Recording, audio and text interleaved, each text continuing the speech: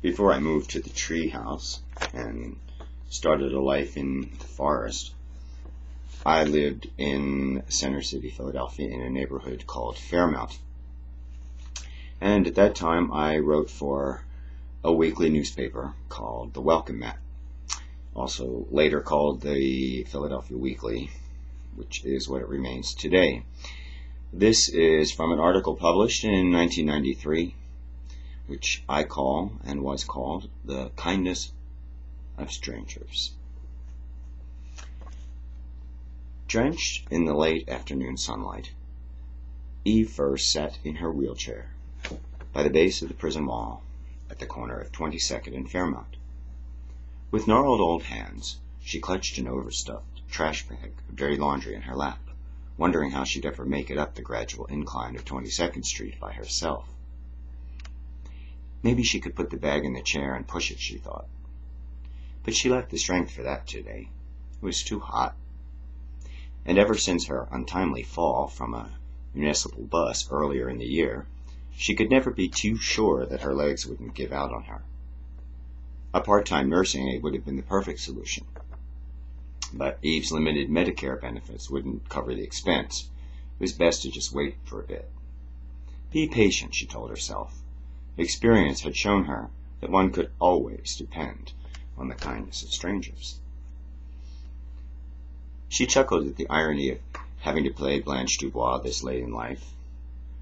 She'd always adored Tennessee Williams' plays, reveling in their southern steaminess and intricate emotionality, but she'd never pictured herself as the Blanche type.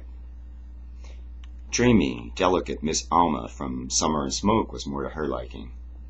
But sometimes life made decisions for you, casting you in an unexpected role. And that was the challenge of it after all, wasn't it? To take the part and play it the best way you could.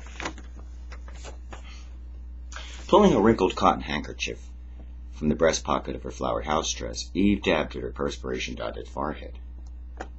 A thin black woman with gold-rimmed sunglasses turned the corner of Fairmount Avenue, returning home from a day's work at the dry cleaners.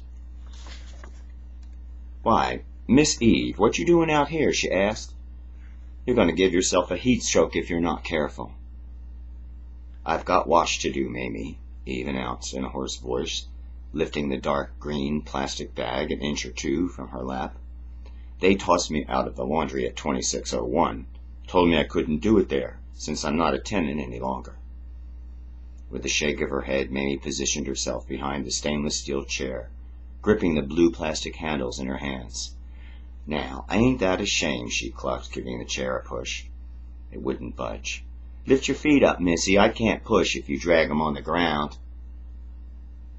Eve curled her scuffed white shoes around the metal foot supports and tilted her gray head up to face Mamie. "I gave 'em a piece of my mind," the old woman said as they began the uphill climb. "They deserved a good tongue lashing." Mamie chuckled. "That's what got you thrown out in the first place. You don't know how to hold your tongue." "I say what I feel," Eve snorted, tossing the long strands of once blonde hair back from her wrinkled forehead. "People have no respect for age." "Very true, Missy, but age is no excuse for rudeness, either." Several minutes passed. The two women reached Aspen Street, a short half-block from their starting point. The heat was oppressive, draining what little energy Mamie had remaining after her long day behind the counter. She ceased her pushing to rest beside the weed-filled parking lot. Sparrows and finches darted amongst a stand of wild chicory going to seed. A gentle breeze from the north followed the line of the prison wall, rustling the shredded remnants of unclaimed welcome mats and Gerard Home Newses gathered from the marble doorsteps upwind. Mamie noticed a ponytailed man watering a patch of pachysandra at the base of a silver maple several houses ahead of them.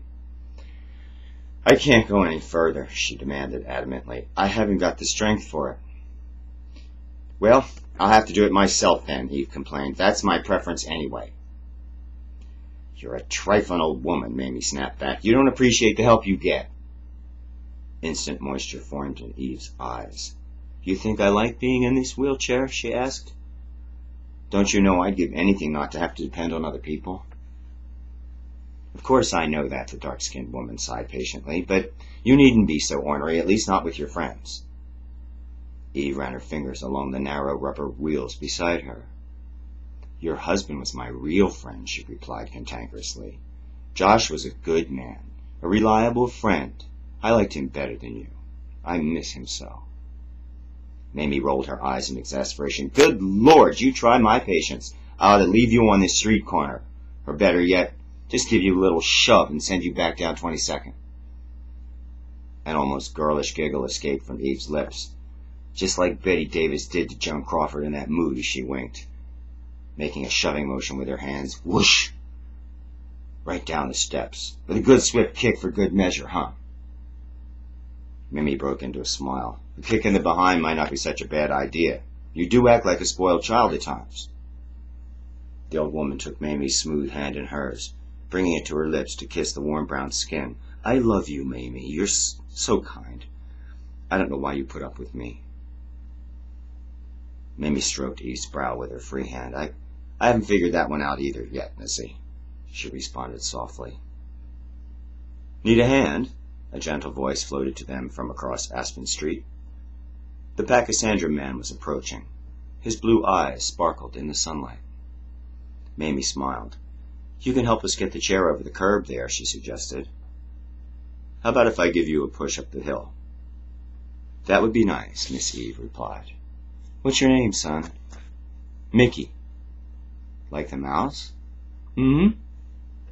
Mickey flashed a grin as he lifted the small front wheels of the chair over the granite curb and onto the concrete.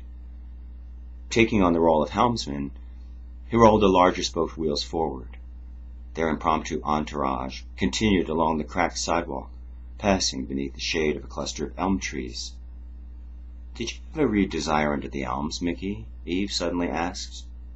Yes, ma'am, the Good Samaritan nodded. A romantic memory flickered in Eve's mind. Surrounded by the fuzzy edges of elapsed time, the handsome face of a long-departed beau appeared to her. His soft blue eyes were so pretty. She looked up into Mickey's cobalt windows to the soul. Such a wonderful play, she recalled wistfully. Although, to be perfectly honest, I much prefer Tennessee Williams to Eugene O'Neill. Mamie spoke. Are you new to the neighborhood? She wondered aloud. Relatively speaking, Mickey answered. I've only been here since '87. Oh, well, Miss Eve and I go way back, Mamie informed him. We've been here over 50 years, since before the war. We're real old-timers. Speak for yourself, Mamie, Eve laughed playfully. She readjusted herself in her mini streetcar. Which house is yours, son? She asked. Mickey pointed down the street to a dwelling they'd passed a minute earlier, a pink stucco house behind the silver maple. From a pair of second-story window boxes, Hawaiian blue eyes cascaded in profusion, adding a tropical accent to 22nd Street. That's the house with the piano in the window, Mamie noted. I love that house. I'm always peeking into it. You moved the piano recently, didn't you? Mickey tilted his head in affirmation. I've heard you play, Mamie continued. You should hear him, Eve. Sounds real pretty. I just adore classical music, Eve gushed. Do you like Andre Watts, Mickey? I go to see him every time he comes here to play. I have several of his recordings, Mickey answered. They reached the corner of Brown Street, pausing under the dappled leaf patterns of a spreading sycamore. Mamie gave the piano man a hug. Thanks, Mickey. I think we'll be okay from this point on. Everything's flat now. With a gentlemanly salute, Mickey turned and retraced his steps. Such a sweet boy, Mamie said. Miss Eve smiled. I can always rely on the kindness of strangers, she cooed, as they blended into oneness with the tracery of shade.